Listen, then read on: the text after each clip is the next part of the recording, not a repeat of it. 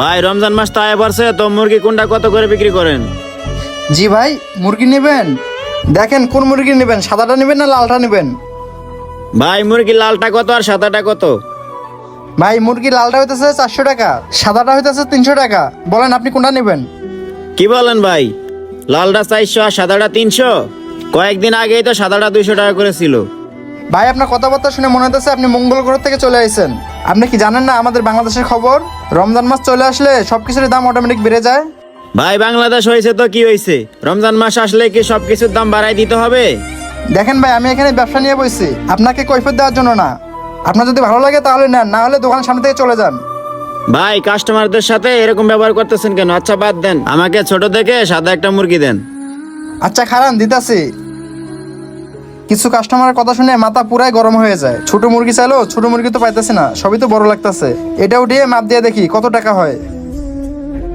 দেখি তো কট্টুক হয়েছে, 2 কেজি হয়েছে। ভাই এই যে আপনার মুরগি 2 কেজি হয়েছে, আর ছোট মুরগি নেই, আর আপনার দাম আসে 600 টাকা। আরে ভাই কি সব বলতেছেন, এই ছোট একটা মুরগির দাম 600 টাকা হয়ে গেছে? আরে ভাই আপনি মিটারে দেখলেন না 2 কেজি হয়েছে? 2 কেজির দাম তো 600 টাকা হয়, আমি আপনার কাছে বেশি চাবো কেন? ভাই 600 টাকা দিয়ে যদি সাদা মুরগি কিনে খেতে হয় তাহলে আমরা গরিবরা কি করব ভাই? ভাই আপনাদের উচিত রমজান মাস আসলে আমাদের মতো গরিবদের জন্য একটু দাম কমানো, তা না করে আপনারা আরো দাম বাড়াই দেন। আরে ভাই আমি আপনাকে একটা কথা কয়বার বলবো? আপনাকে বললাম না বাংলাদেশে এটা রমজান মাস আসলে আমাদের বাংলাদেশে সবকিছুরই দাম অটো বেড়ে যায়। ভাই আপনাকে কি বলবো, আসছিলাম গরু গোস কেনার জন্য, গরু গোস কেনার সামর্থ্য নাই দেখে আসছি মুরগি কেনার জন্য। মুরগি কিনতে এসে দেখিও একটা মুরগিতে 600 টাকা বিল এসে যায়। থাক ভাই, আমার মুরগি লাগবে না, আপনার মুরগি আপনি রেখে দেন। আরে ভাই আপনাকে দেখতেছো তো আপনি একটা ফাউল লোক। আপনি মুরগি নেবেন না, আমাকে দিয়ে এতক্ষণ মাপালেন কেন? ভাই আগে জানলে তো আর মুরগি নিতে আসতাম না, ভাবছিলাম মুরগির দাম যদি একটু কম হয় এজন্য মুরগি নিতে আসছি। যেই দাম আসতেছে এই দামে আমার পক্ষে মুরগি নেওয়া সম্ভব না। আর এখন তো দেখতেছি গরু গোস্ত দূরের কথা, মুরগিটাও আমার কপালে নাই। থাক, আমার মুরগি লাগবে না, আমি যাই।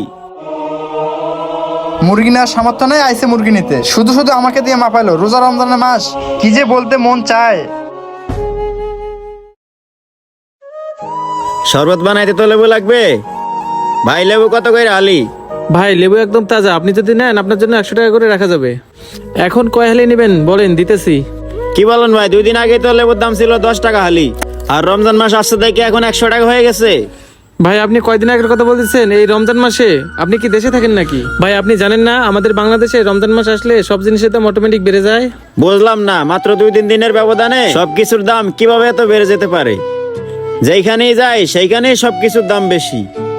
রমজান মাস আসলে যদি সবকিছুর